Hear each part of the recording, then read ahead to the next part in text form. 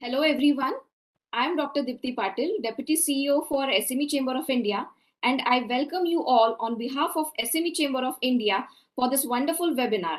So, on the occasion of Africa Day, we are delighted to have Ms. Andrea Kühn, Consulate General of Republic of South Africa, Mr. Dean Hop, Head Trade Department, Mr. Chandrakant Salunkhe, Founder President, SME Chamber of India and Federation of Indian SME Association, Ms. Sakshi Kulkarni, Director, SME Chamber of India, to discuss on bilateral business and investment opportunities for Indian SMEs.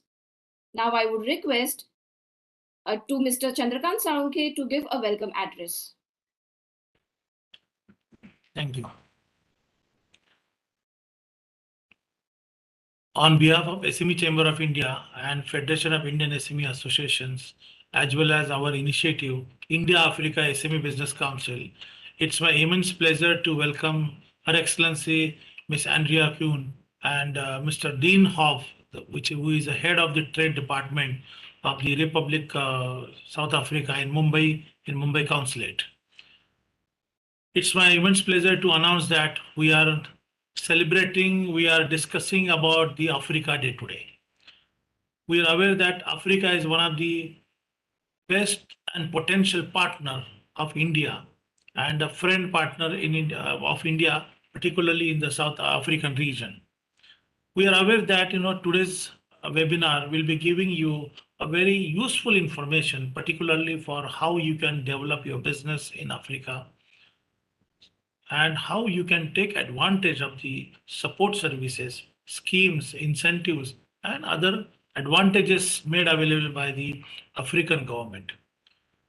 We are aware that the Republic of India and the Republic of South Africa have grown strong diplomatic and economic relations from 1994.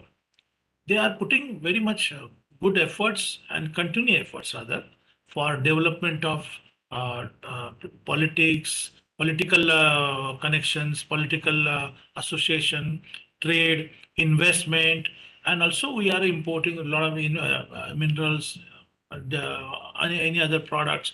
We are developing communication and technology related activities, security, agriculture products, arts, cultural, sports, and of course, the human research development happening between both the countries. Friends,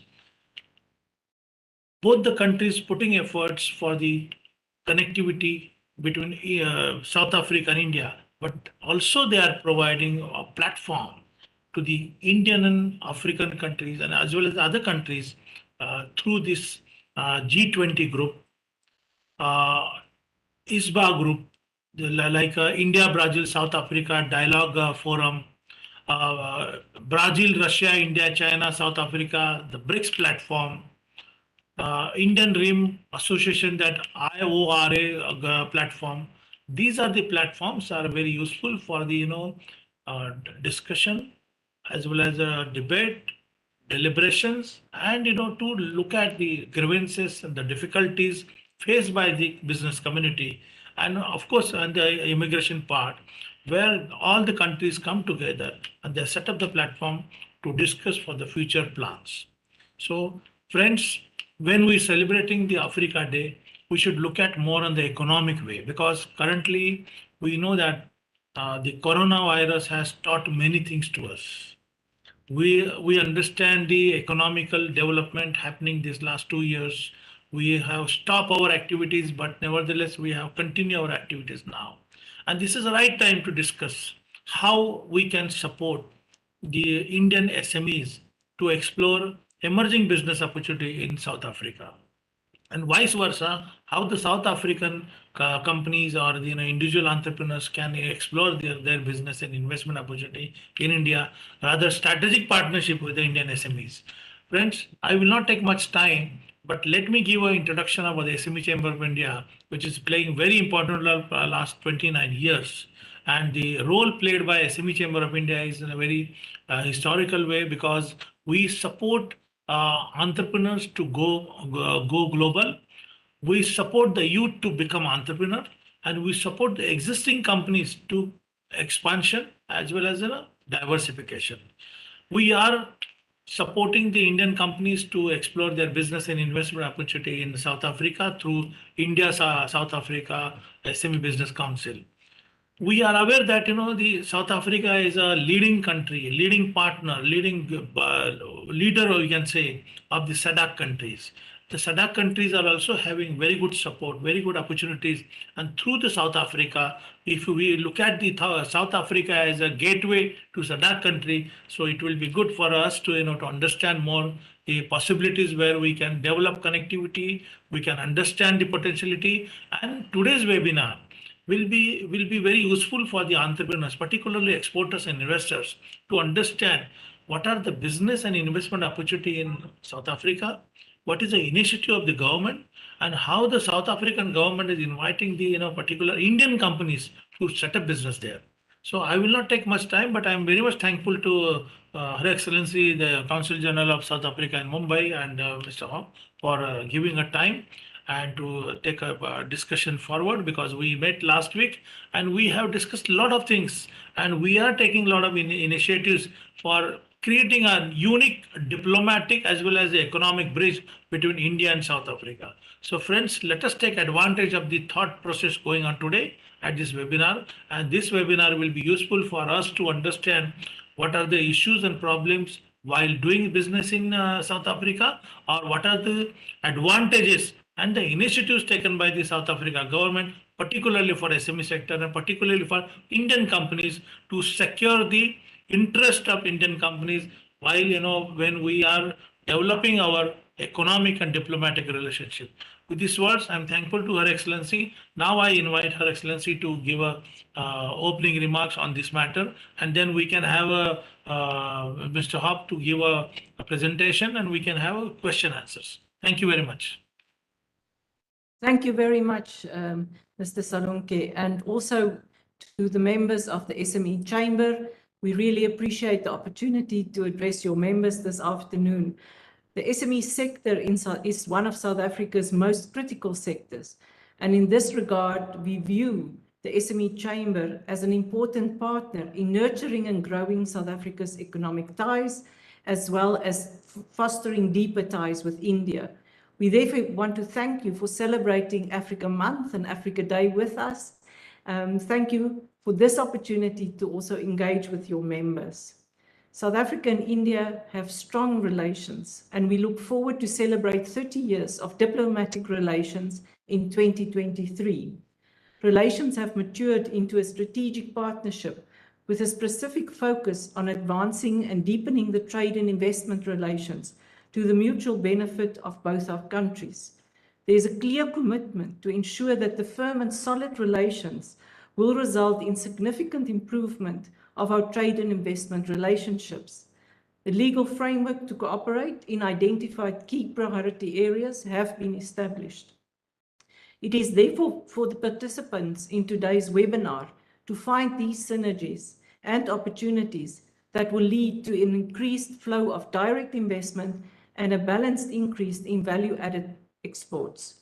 The month of May, as you mentioned, is celebrated as African Month, as on 25th May 1963, the Organization of Africa Unity was established.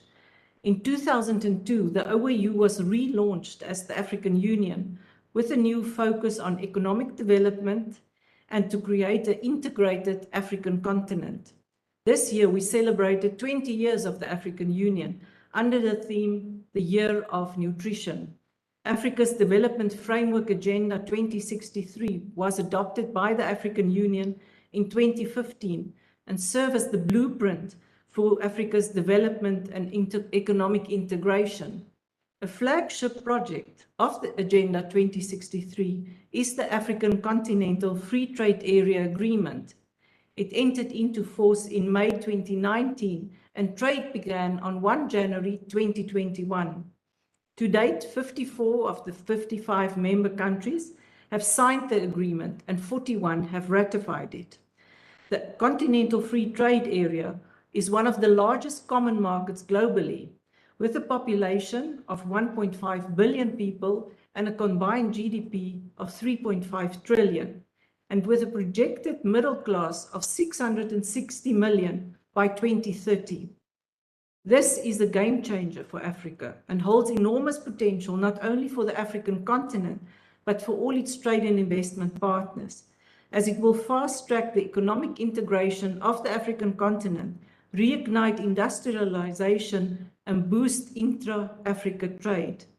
The share of intra-Africa trade exports as a percentage of Africa's total exports currently stands at 17%, which is much lower than any other region.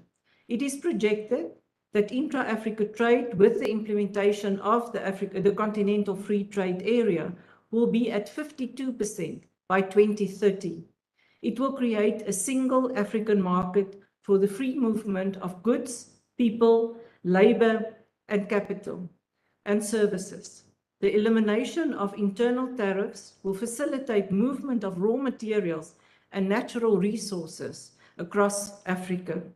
It is projected that the implementation of the free trade area will result in a total employment increase of 2 to 3% in manufacturing and agriculture, and with a projected GDP growth rate of 3.5%. According to UNCTAD, Africa's export potential could reach $21.9 billion and cut the trade deficit with 51%.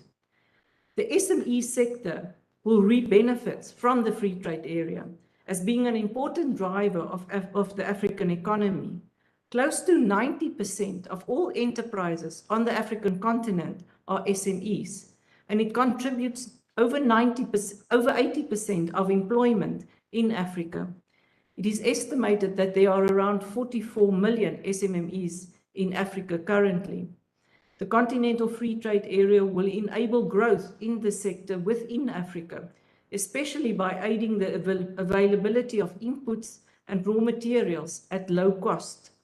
Africa is endowed with rich natural resources, holding 40% of the world's gold, 90% of the chromium and platinum, and it has the world's largest reserves of cobalt, diamonds, platinum, and uranium. 65% of the continent is arable land, and it holds 10% of internal renewable fresh water sources. The elimination of internal tariffs between countries will lead to a unified market that will aid product diversification and the transition from a single commodity or raw material exporter to value-added goods. This will facilitate Africa's integration in the global value chains and help diversify exports. Increased investments into the continent will boost domestic industries.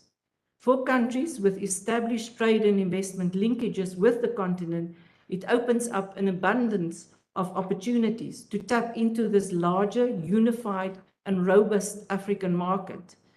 India shares historical ties with Africa, as Indian traders, using the seasonal monsoon winds, sail to the east coast of Africa in search of products, thereby linking these to other eastern coastal regions in Africa and the Arabian Peninsula. The large immigration of Indian labor to Africa further cemented ties. The African Union is one of India's largest trading partners after the US, China, and the UAE. With a share of 8.52% in world trade, India's total trade with Africa in 2019 was valued as $68.33 billion in 2019. I'll just briefly touch on the SME sector in South Africa that is the backbone of our own economy. It is highly diversified and operates in different industries, and there is estimated to be around 2.2 million of these SMEs in South Africa. Its contribution to the economy is estimated at around 30 to 40%, with a contribution to employment between 50 and 60%. Recognizing the critical importance of the sector to achieve economic growth, a full ministry was established in 2014 to focus on enhanced support to small business and cooperatives, with an emphasis on programs to advance entrepreneurship among women, the youth, and people with disabilities. Support by the government in the sector includes development agencies, an incentive scheme, financing, skilling, but to name a few. In conclusion, and before I hand over to Dean, who will speak of the specific opportunities available for your members, to encourage them to consider using South Africa as your springboard or gateway, as you mentioned, into the African continent, as you optimize the benefits and opportunities that will become available. As I said, relations between our two countries has matured into a strategic partnership within a legal framework.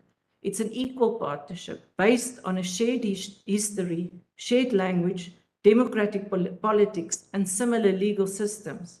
South Africa has the most diversified economy on the continent, with advanced financial services and banking sector.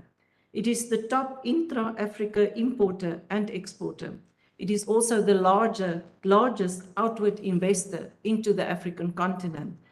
And it now gives me pleasure to hand over to Dean. And I wish to thank you in advance for your attention, and I look forward to our continued engagement. Thank you. Thank you very much. Thank you. Dean, floor is for you. Thank you. It's a pleasure to be addressing the Chamber and its members this evening. Without further ado, I'd like to begin my presentation.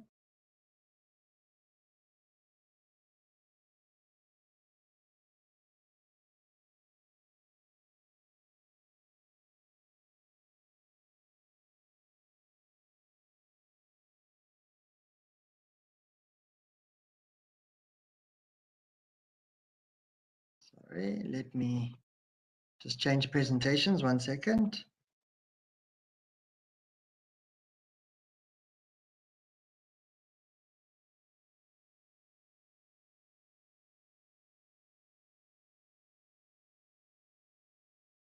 Right, there we go.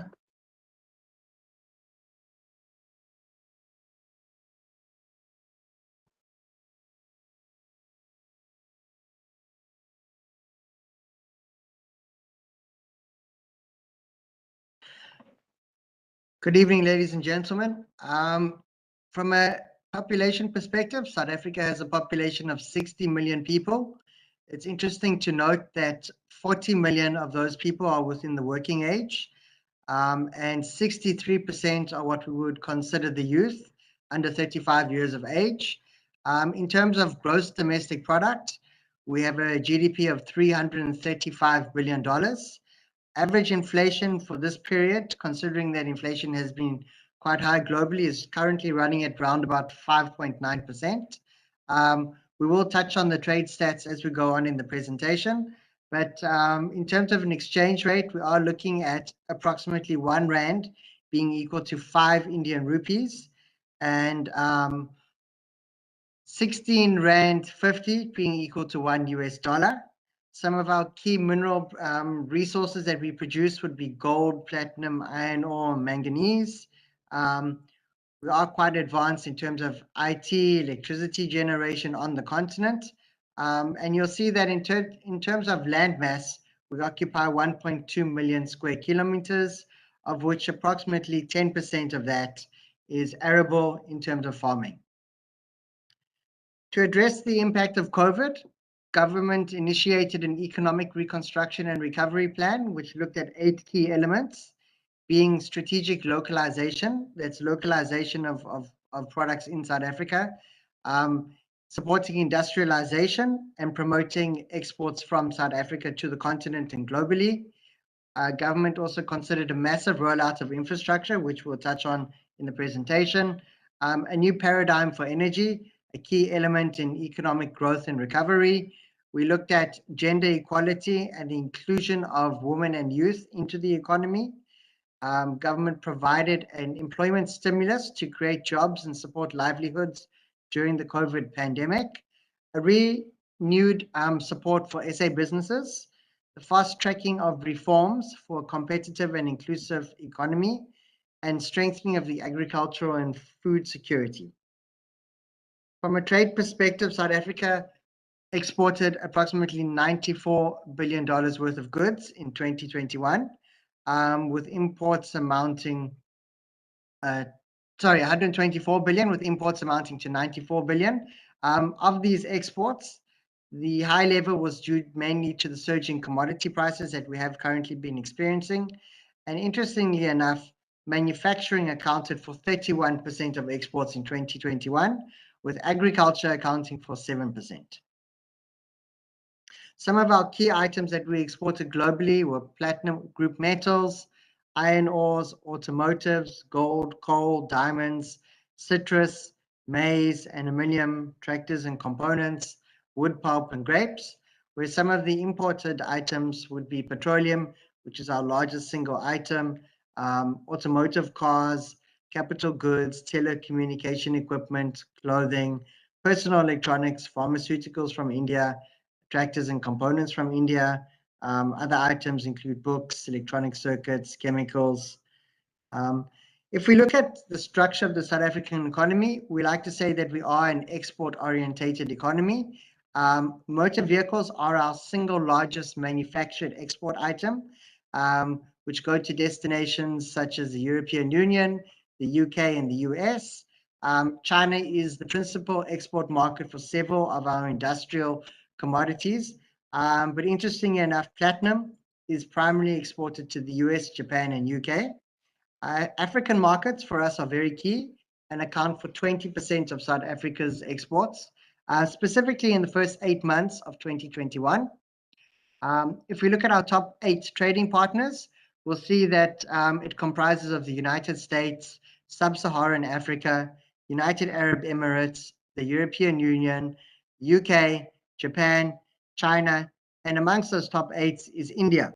If we look at the specific trade volumes with India, we'll see that our exports to the Indian market were touching on $4 billion in 2021, where our imports from India were touching on $5 billion. The Indian government per se would have a different figure to that of the South African government. Reason being is that we don't include gold and certain of the service charges or freight and logistic fees in those export statistics. And if we look at the specific basket that we trade with India, you'll see that coal is our predominant export item, followed by manganese, chemical wood pulp, iron ore, pretty much all your raw materials and natural resources. What we are working on and trying to expand on is the exportation of manufactured goods globally and not only to India. So as a consulate, our focus is on manufactured goods coming into the Indian market, where we're actively promoting this across India.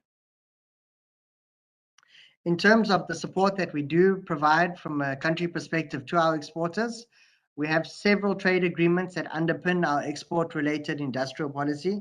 Some of those being the South African Customs Union, which focuses on South Africa, Botswana, Lesotho, Eswatini, and Namibia. That's very local in our region. We also have key agreements with the European Union. We also have the African Growth and Opportunity Act with the United States. And as the Consul General mentioned, the African Continental Free Trade Area, which we'll touch on in greater details. Supporting this export-led economy would also be incentives offered in our special economic zones. We have 13 special economic zones in 8 provinces, which you would refer to as states. Certain of these zones have a specific focus. So if we look at, for example, in the Western Cape, which is more famous for Cape Town as a tourist destination, you'll find that we have one there called Saldanha Bay. Saldanha Bay is being established as an oil and gas servicing hub to service the rigs across the African continent.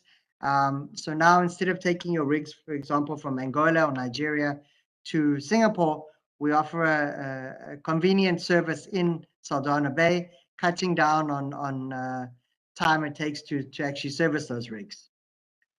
In terms of the African continent, the CG touched on some of the key factors, but needless to say that there are 54 signatories out of 55 countries. 41, I believe, have now ratified the agreement. The agreement came into effect on the 1st of January 2021, and the market presents an opportunity of $3.5 trillion in terms of GDP by 2025, a market of 1.5 billion people, 52 cities that will have 1 million people or more, and a middle class by 2030 of 650 million consumers, which itself is a massive opportunity for Indian companies to look at taking advantage of. In terms of where the benefits lie and where the investment opportunities are, we believe that South Africa presents itself as an ideal gateway into the continent. Africa, as you know, is endowed with massive resources in terms of agriculture and natural resources in terms of minerals. The continent is also home to a very dynamic and young workforce that is rapidly urbanizing, moving to the cities. There are massive infrastructure opportunities that are in place in Africa. Africa needs energy, it needs roads, it needs ports to help it with its development. Interestingly enough, we are able to leapfrog in terms of technology. So, for example, Africa went straight from the lack of telecommunications to the mobile phone, skipping many of the landline connections that were present. But in terms of specific opportunities for the continent, we're looking at oil and gas, which has presented itself as a big opportunity of late in Mozambique. If we look at specifically in the neighborhood of South Africa and in Namibia, manufacturing from a low industrial base on the continent, there are opportunities to develop value chains across the continent, items such as pharmaceuticals, food, beverages, wood products, metal beneficiation, and consumer goods. If you're looking at a population of 1.5 billion, then and a consumer base of over 650 million people, these people will need personal care products, food products, leisure products, for example, which is there to be developed. Indian investment in South Africa is well established. We have over 150 companies doing business in South Africa. Many of the well-known companies and multinationals are present. So, for example, to name a few would be Wipro, Aegis, Cipla, Tata, Jindal, Mahindra, all actively participating in the South African economy. The last I saw, the impact in terms of job creation has been over 21,000 jobs. And according to figures in 2020, we saw that capital investment into South Africa from India is over 17 billion rand, which is over $1 billion across numerous sectors of the economy, sales, marketing, automotives, IT, pharmaceuticals, and many of those companies that have established themselves in South Africa are using South Africa as a base to export into and to do business into the rest of the South African continent, taking advantage of our infrastructure, our financial services that are present in the economy, and relationships that South Africa does have with the rest of the continent. From a sectorial perspective, South Africa, as mentioned, is divided into provinces, and this graph and map ideally represents most of the opportunities and the sectors present across each province. Gauteng in the middle, the small state in the middle, is the heart of economic activity in South Africa. And in terms of activities, you'll see that it's strong in financial services and business services, IT, logistics. It's home to the Johannesburg International Airport, where most tourists and business visitors would arrive as they first stop into South Africa. It's also strong in automotives, machinery and equipment, chemical products and pharmaceuticals. Another well-known province would be KwaZulu-Natal, which is home to over 1 million third-generation Indians. And in that province, you'll find that tourism is quite strong, automotive production, with KwaZulu-Natal being the home of Toyota in South Africa, petrochemicals, clothing and textiles, manufacturing, forestry and wood, and transportation. Another key province that is probably well known to the Indian population would be the Western Cape, probably famous for Cape Town and the wine route. And key sectors in that province would be tourism, financial services, agriculture and agro-processing, petrochemicals, clothing and textiles. In terms of what opportunities lie in the South African economy and across these provinces, we've grouped it according to sector. So you'll see that in agriculture and agro-processing, opportunities are present in fruit and vegetable packaging, fruit juice processing, the processing of soya-based products, meat processing, aquaculture, expansion of the dairy value chain, indigenous plant and flower growing. In terms of minerals and mineral beneficiation, We're looking at opportunities such as the manganese value chain, the vanadium value chain, the ferrochrome production, and revitalizing the chrome value chain. Also, if we consider the green economy, opportunities lie in platinum group metals beneficiation and the development of the fuel cell industry, manufacturing, the heart of our exports, for example, into the rest of the world. There's opportunities in motor vehicles, parts and accessories, machinery, chemicals, pharmaceuticals, clothing and textiles.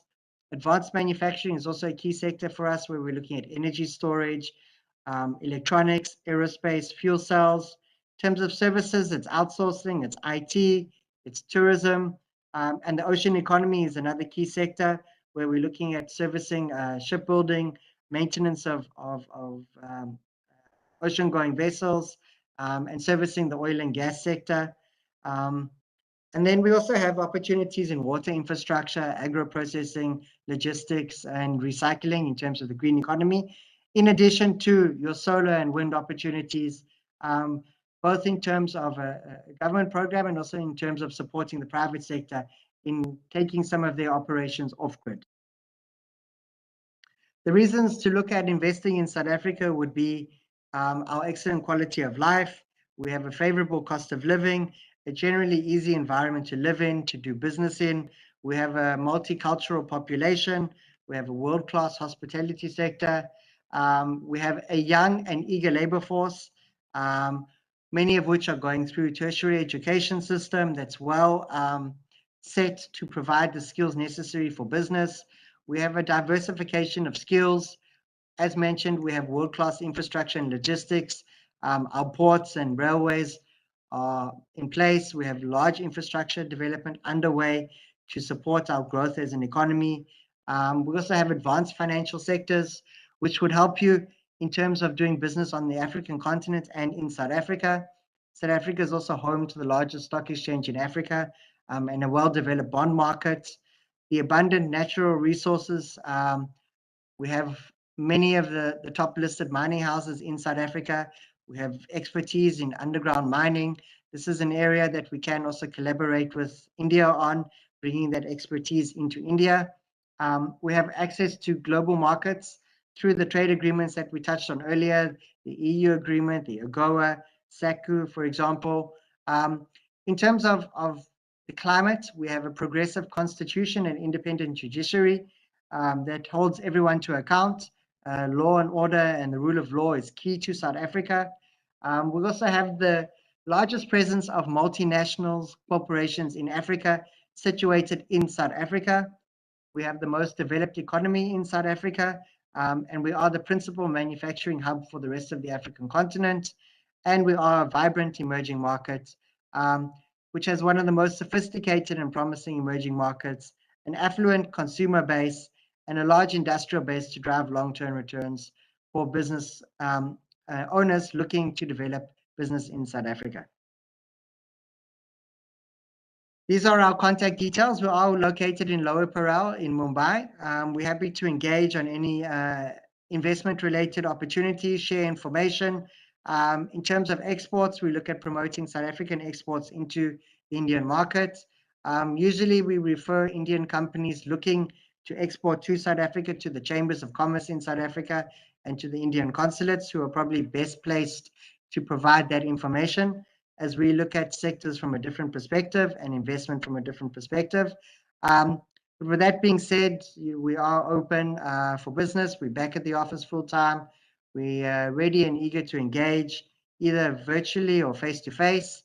We're also happy to, at a later stage, come and do an in-person presentation to members and support any delegations that would be coming from India to South Africa. And likewise, when we have a delegation coming from South Africa to India, we would also call upon the Chamber to provide support in terms of meetings and B2B engagements. Thank you very much. Dean, thank you very much. It's very interesting and wonderful presentation by you, because your presentation given all answers, all the answers to questions which I prepared for you. but nevertheless, we can have a few points discussion. Before I, uh, to bring our question for you, do you have any specific agenda set by your government to invite the investment during next 2 years, particularly from the sectors? Thank you. Yes, we do. We have a division in government in the Department of Trade, Industry and Competition called Invest SA. And Invest SA is there to handhold investors from concept basically to shovel. So if anyone seeks to want to invest in a specific sector, Invest SA would provide an account manager who would be responsible for providing information, helping that company to plan an agenda in South Africa, introduce them to relevant stakeholders, for example, Department of Labor, to understand labor laws. For example, if it was a regulated sector, let's say, for example, electricity, they could arrange introductions to our energy regulator. So Invest SA is well placed to support investment in South Africa. On occasion, we do host inward investment missions where the department has previously funded companies to do business in South Africa. The last one was recently last year, where we invited companies active in the BPO space to showcase what South Africa has to offer in terms of infrastructure and the skill set that's available. So those opportunities do come from time to time, but in the absence of those funded opportunities, we're there to support in terms of logistics, in terms of guidance, in terms of facilitating programs and meetings. Okay, good. Most of the Indians, when they visit South Africa, either they go for a safari or either they go for business for Durban or Cape Town or Pretoria or Joburg. So according to your views, according to your report, which is a province, upcoming province where the provincial government is more insisting the investment, particularly through the government, federal government to invite the investment in that region, which is the two potential provinces you can share here? So I think from our side, all the provinces are equally well positioned to attract investment. You may find that there's certain key requirements, for example, natural resources that would drive you to Mpumalanga or to Limpopo. Or for example, if you're looking at renewable energy, you may look at the Western Cape, which has one of the highest levels of radiation in the world. So if it came to solar, you would be naturally driven there. Agriculture, you may look at the Western Cape, famous for its citrus and for its wine. Likewise, KwaZulu-Natal offers a lot of opportunities in terms of forestry. So I think all provinces are well coordinated with national government to facilitate and attract investment, considering the key strengths and opportunities that are present in each province. It's also interesting to note that incentives in South Africa are administrated from a national perspective. And then from a provincial perspective, you would find that there's that provincial support in terms of engaging with municipalities, perhaps special economic zones that are situated in those provinces or states, as you would refer to.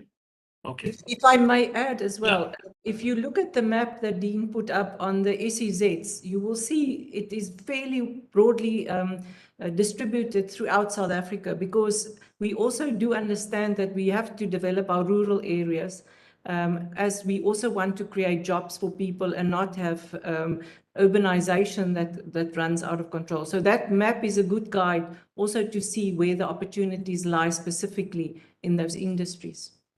Okay. Your Excellency, I have a question for you.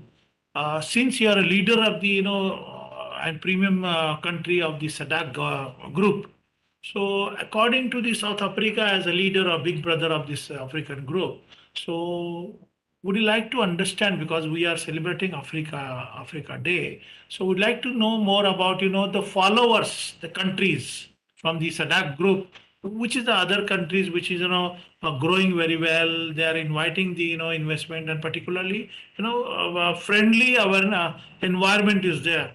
by security wise, by government potentiality wise, or providing the ease of doing business to inviting the companies? Rather, this is Yes. not a South Africa consulate's promotion point, but as a big brother of the SADC group of member, that I want to hear from you. No, thank you very much. Yes, and SADC is the regional economic bloc where all the Southern African countries belong to. There's 16 members, and it includes also Mauritius and Madagascar, so also and Comores.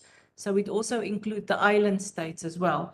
Of course, SADC is one of the economic blocs that are really doing well in terms of the total exports of the African continent. They're the leading exporter in terms of the share of total exports.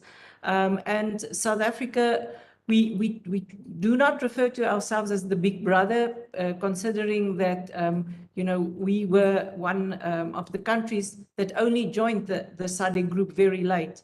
Only when we became a democracy in 1994 did we gain membership to the SADC regional economic community. So we do see also that we have to give equal economic opportunities to our neighbors. So you will find that every of these different, the 16 states, that one will have the seat to promote tourism, one will have the seat to promote mining, one will have the seat to promote infrastructure. So we also try to make sure that all the 16 states of the SADC community are equally, have equal opportunity also to grow and drive the economies. South Africa, Namibia, Botswana, and Swaziland and Lesotho within the SADC region has got the SACU customs union, which is the oldest custom union in the world. And SACU is negotiating with India a preferential trade agreement, which we also are the opinion of that once we get that finalized, will hold enormous opportunities for both India and South Africa. But of course, Africa has many economic blocs. There are quite a number. There are quite a number of also trilateral economic blocs that's been created as building blocks to the African Continental Free Trade Area, because there is a vision that at the 2050, we will be a unified African continent.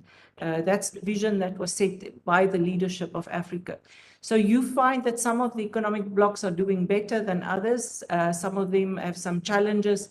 At the moment, ECOWAS in the west of the African continent are facing some instability, but the African Union is taking the charge and taking a leadership position to also address that. But COMESA is one bloc that you can look at. That's one that's in East Africa. Also, the East Africa community is also one of the other blocs that's definitely worth considering. But if you need any further information, we can provide that. It becomes very detailed. The presentation becomes much longer than what we wanted to give your members today. We just wanted to give them something to get them excited and to start the conversation. But we stand ready to provide that information at any further point. Okay. Another point, I got one question from one of my friends. Dean, for you, what are the products the South Africa government has focused this year or next year to export in India?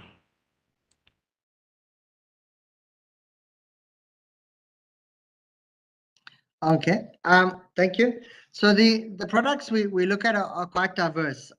If we look at India, we would say generally manufactured goods. So we're looking at automotive components. There's a lot of opportunity in the defense sector. We have seen a few companies from South Africa establishing offices in India, looking to partner and work with Indian companies on the defense sector. From our side, we're also seeing a lot of opportunity in agriculture products. We are the leading exporter of pears into the Indian market. We see that there's a lot of opportunity to grow the share of South African apples in India, and government is currently looking at additional protocols around avocados and lychees. Mangoes has just been approved. So we're looking at also seeing where we can support each other from a seasonal perspective. So when it's summer in India, it's winter in South Africa and vice versa, which provides the opportunity of seasonality in terms of exports of fruit. And then I think also from a food perspective, there's a lot of growth. There's a lot of common culture and history that we share, which means that some of our food items are very similar to each other. Biscuits, for example. But from our side, I think it's mainly around defense. We're looking at automotives. Interestingly enough, I saw that South Africa does export clothing and textiles to India, and India does the same to South Africa. So that could be another area of expertise to look at. And I think around technology sharing and just engaging, you'll find opportunities, business people will find opportunities where probably government doesn't know yet. So I think it's also about making sure that the two parties can speak. And if there is any interest in certain products, we're happy to facilitate and speak to industry associations back home who can also give us more in-depth detail about what products they would look at sending to India. Okay. Your Excellency, I have a very interesting question for you. The COMESA and SADC countries, different groups, but whether SADC, if we have to set up business in, or we will set up business in South Africa, so we can move around the SADC members, right? Free trade. But similar way from the SADC member, suppose if I invested in any SADC member, I can also do free trade in a COMESA countries? Okay. Between SADC, COMESA, and ECA, there's a trilateral agreement with the eventual aim to also include free movement of goods and free movement of people. So it's in the beginning of the process of setting that up. But definitely within SADC, that was one of the key priorities for us to make sure that interstate trade becomes much easier. And as I mentioned, when we started with the vision of creating One Africa, we decided not to do it in one go, like some other regional economic groupings have done that, but to do it with building blocks. So the idea was you do it regionally, and then eventually you link the different regions, and then it becomes a continental block. So that's why there's an incremental progress with these different economic regional blocks in Africa. Dean, I don't know if you want to add anything. No, I think you were quite comprehensive. Okay. Very interesting question is the banking services. How the local companies or SMEs are availing the financial services or financial support from the banking perspective, because most of the banks in African countries, they are very much reluctant to invest in a SME sector, or foreign companies, those are investing there. So what is the observation or what is the experience you have received from the members of investment companies, those came from the India or other parts of the world? Maybe to begin with, to say that we have First Rand Bank, a South African bank present in India, that also looks to promote trade between India and South Africa. That's the first point. We also have another bank called Absa Bank, which, although not based in India, does the same, sends their team across to engage with Indian banks and with companies. And I think from the financial perspective, the benefit there is that the South African banks are speaking to the Indian banks and the companies to understand what type of risk profile is present, how they can support trade between the two from a financial services perspective. So, for example, we hosted Absa for a dinner this week in their roadshows. And what they said is that if there's an Indian company based in India that's looking to invest or trade in Africa, what they would do is then consider through their relationships with Indian banks, the strength of their company, see how they perform in terms of servicing debt, what assets they have, and then they're able to offer competitive financial services to their company in Africa, based on the strength of the operations in India. If we look at South Africa per se, the SMME sector has quite a bit of support. Other than what the Consul General mentioned, we have what we consider a program called Black Economic Empowerment, which is aimed at building up Black business, bringing them into the economy. And one of the elements there is preferential procurement, where these businesses and small businesses fit into the supply chains of larger businesses and government. And with that, there's government incentives to support them. We have Industrial Development Corporation, which is a developmental financial institution, which also provides funding to these companies. We're also seeing that some of these small businesses are now reaching out, for example, to Indian business to partner with them and take technology or expertise into South Africa to service these markets. So I think there's a lot going on. Obviously, it depends from sector to sector, but it is an exciting time.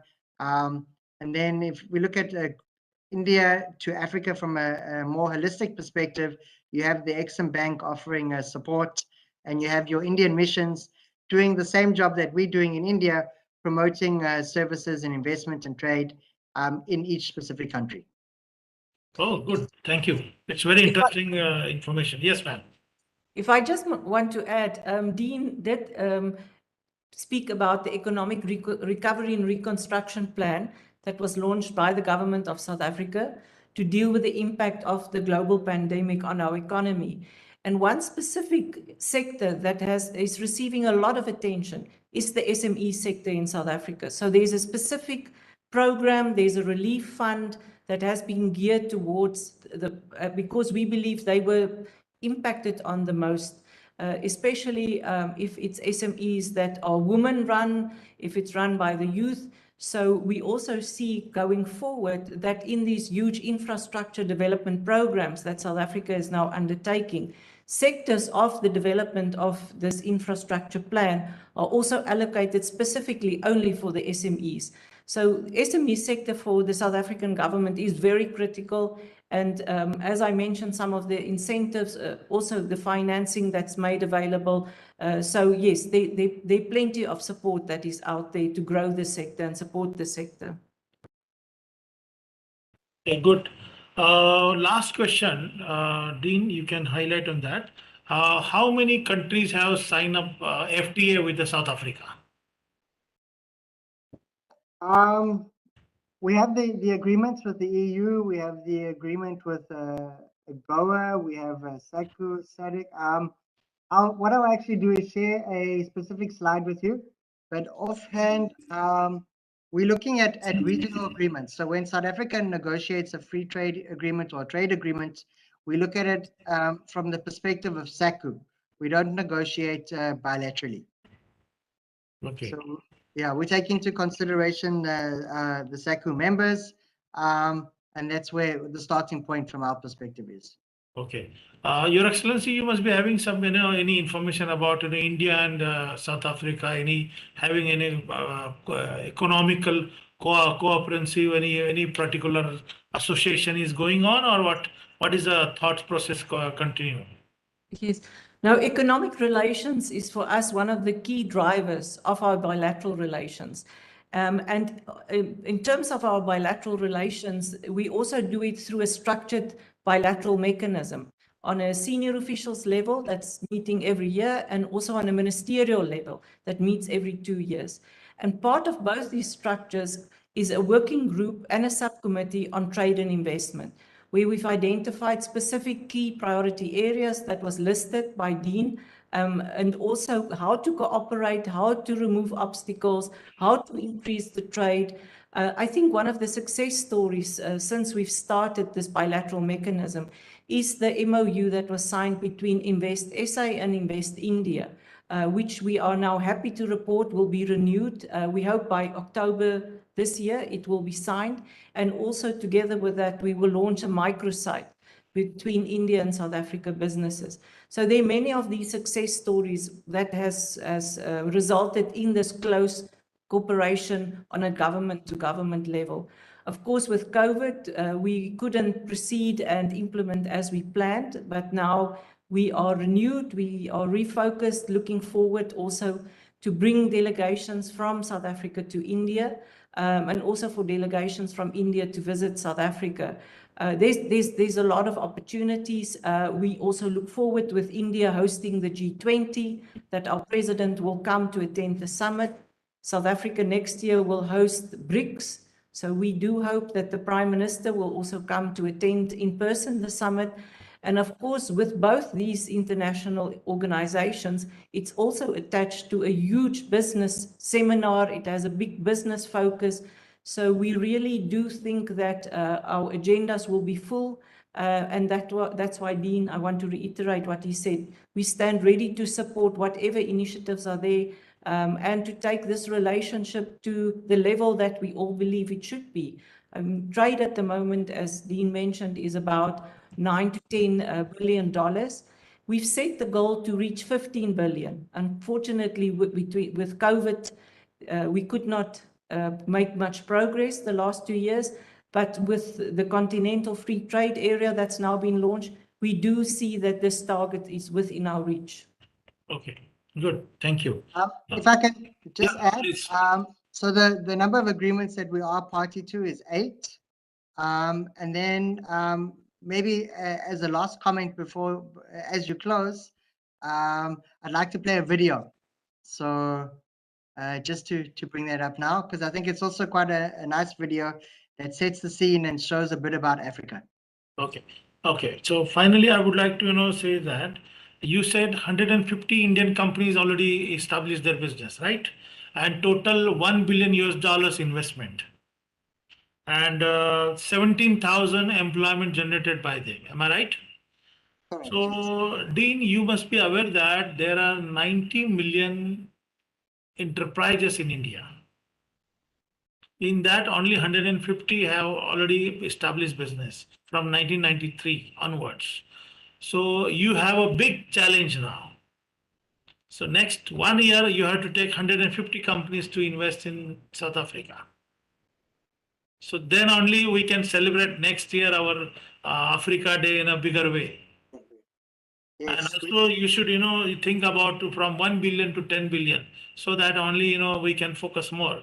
So we have decided few things during last meeting with Our Excellency that, we should, focus on the plan for India Brics SME Summit in Mumbai, one program here, one program in South Africa.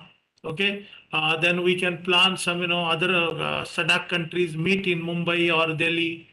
So we will invite some of the delegations, and the Indian delegations also we can take. So these initiatives, I think we should take forward, because since Your Excellency, you are very much, interesting, you're taking more interest for particularly building a bridge. So friends, this is very interesting discussion, and I hope that this discussion will take forward and, will encourage our Indian SMEs to look at the South Africa as a gateway to the African countries and enhance their business activity. Before we close, I request Dean to play the video.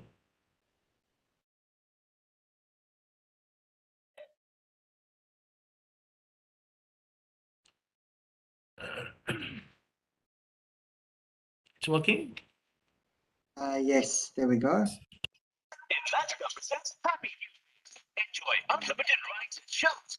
Would you like to explore a country where two worlds intersect, where first world infrastructure meets an emerging market, where diversity is celebrated through its people and its sectors, where one of the most powerful economies in Africa embraces new opportunities, where science and technology enjoy rapid advancement, a land where innovation creates a dynamic environment for the world's leader in mining and minerals, with nearly 90% of all the platinum metals on Earth and around 41% of all the world's gold. Home to 11 Nobel Peace Prize winners. And with the most UNESCO World Heritage Sites in Africa. It is one of only 2 countries in the world to have hosted 3 different World Cups, where a market of almost 60 million people provide you with the perfect springboard to access a continent of 1.3 billion people. It's where the impossible is made possible. Welcome to South Africa, a land of endless possibilities, a truly inspiring country. Welcome to the future. Invest in South Africa. Power.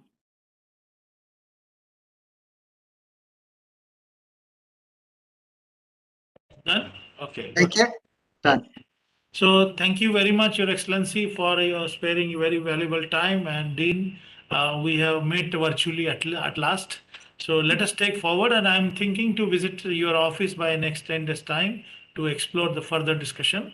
And I hope that today's webinar will be very informative to our SME sector. And we are going to circulate in our membership and non-membership group through video, through the newsletter also. I request you, Your Excellency, if you have a printed written speech, you can share by email. Then also you can make a 2 pages information about the whatever the information we have mentioned in our email, so that that information can be included in our newsletter, and this will give the highlight of the potentiality in South Africa. Okay, so with this word, thank you very much, particularly for sharing your thoughts and views in the perspective of Indian SME sector. Thank you. All the best and good night. Thank you. Thank you very much and good night. Bye. Thank you.